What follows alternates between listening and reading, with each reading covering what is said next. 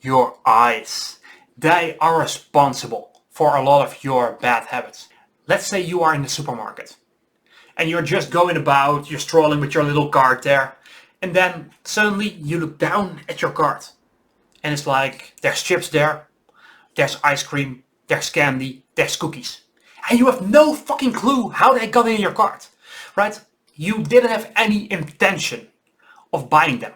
That you didn't even know you wanted it. You didn't even know you had a craving for them until your eyes noticed them in the store.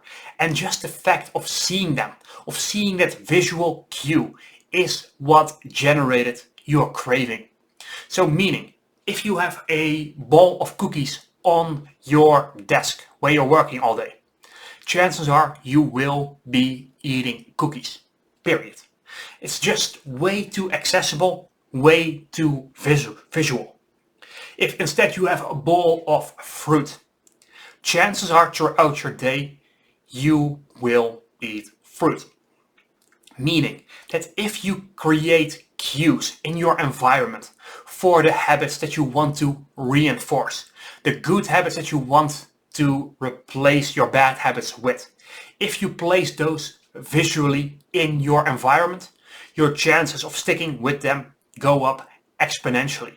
If at the same time you reduce your visual cues for your bad habits, you make it less likely that you will indulge in them.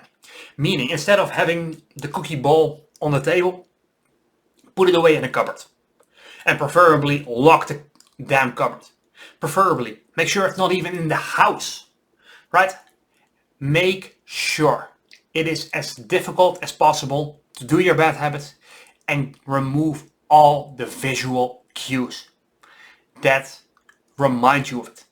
Remove all of the cues that trigger the cravings for your bad habits. Remove the things that make you want to do those things. And as you do that, as you find healthy replacements for your habits, as you go and really think about why is it that I have these habits in the first place, and then you try to cut off these bad habits, the sources, right? The root problems, why you want to cope with a certain situation in the first place. As you do that, you will start replacing your bad habits or not needing them in the first place. If you now combine that with removing all of the visual cues for your eyes, as well as your ears, as well as your smell, your senses, as you remove as many cues as possible from your environment, the cravings that you have for certain things will go down and down and down. As you now add to that, making sure that your bad habits are more difficult to do, now you have a winning combination to permanently yeet bad habits out of the damn window that is your life. And one thing I'm gonna add to this is the following, and that is to beware of what I call the void. When you remove certain things from your life, you will end up with a gap. Meaning, if you just stop spending time playing video games, you will have a gap of time.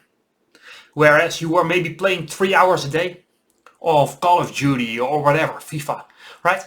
And now as you quit that, now your mind needs to fill those 3 hours.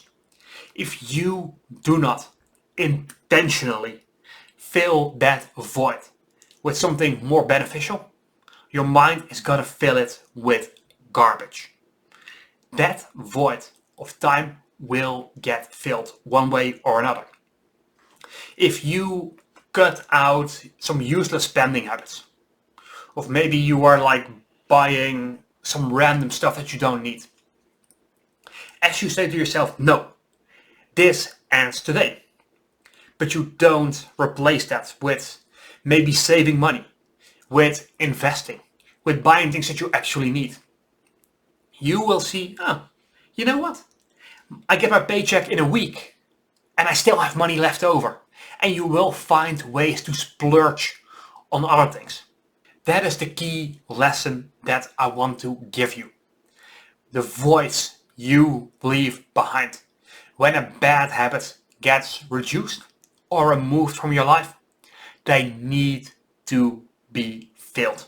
And you need to be the one to actively, consciously fill it with something good. Because otherwise your mind is going to do it automatically for you. And 9 out of 10 times, if not 99 out of 100, your mind will fill it with stuff that is equally bad as it was before.